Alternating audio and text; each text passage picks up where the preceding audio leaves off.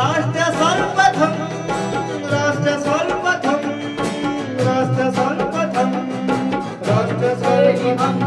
दादरी विधानसभा हरियाणा में सार्वजनिक बैठक का आयोजन किया गया। इस अवसर पर रक्षा मंत्री राजनाथ सिंह भी कार्यक्रम में मौजूद रहे।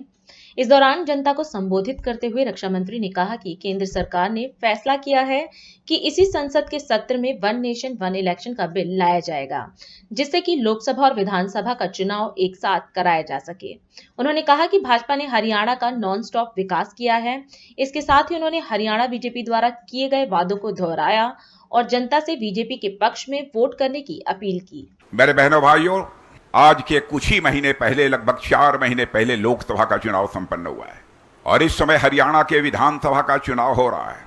मैं समझता हूं कि हमें ही नहीं बल्कि आप लोगों को भी ये लगता होगा कितना अच्छा होता कि लोकसभा और विधानसभा के चुनाव साथ हो जाते, तो न तो इतने पैसे की बर्बादी होती और न तो लोगों को इतना परिश्रम करना पड़ता। इसको देखते हुए हमारी सरकार ने फैसला किया है, हमारे प्रधानमंत्री ने फैसला किया है कि यह जो संसद का कार्यकाल है, इसी संसद के कार्यकाल में बहनों भाइयों हम लोग वन नेशन वन इलेक्शन का बिल लाएंगे ताकि इस हिंदुस्तान में एक साथ विधानसभा और लोकसभा के चुनाव हो सके और 100 दिन के अंदर ही, चाहे नगर पालिका हो, नगर पंचायत हो, चाहे नगर निगम हो, इन सबके चुनाव भी एक साथ हो जाएं, चाहे जिला पंचायत के अध्यक्ष हो।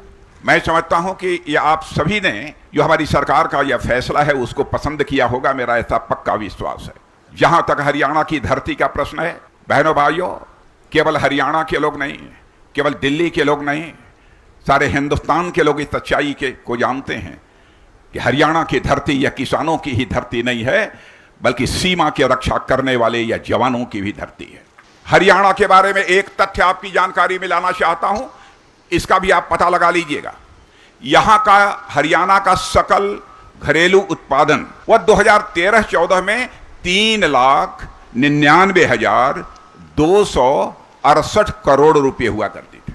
अब देखिए हमारी भाजपा की सरकार ने, चाहे मनोहर लाल खट्टर रहे हों, चाहे नायब सिंह सैनी रहे हों, इसको बढ़ाकर 2023 पे ही बहनों भाई लगभग 3 गुना कर दिया है।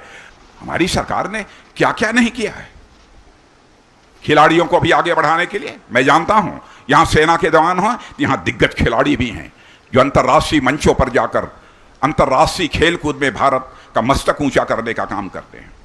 2013-14 में जब हम लोगों की सरकार बनी थी तो उसके पहले कांग्रेस के समय में 600 करोड़ रुपए का एक्सपोर्ट होता था रक्षा के चीजों का, कोई कल पुर्जे इधर उधर छोटी मोटी चीजों का जो डिफेंस से संबंधित थी, रक्षा संबंधित थी, इनका एक्सपोर्ट होता था, दुनिया के दूसरे देशों को भेजते थे, केवल 600 करोड़ रुपया का।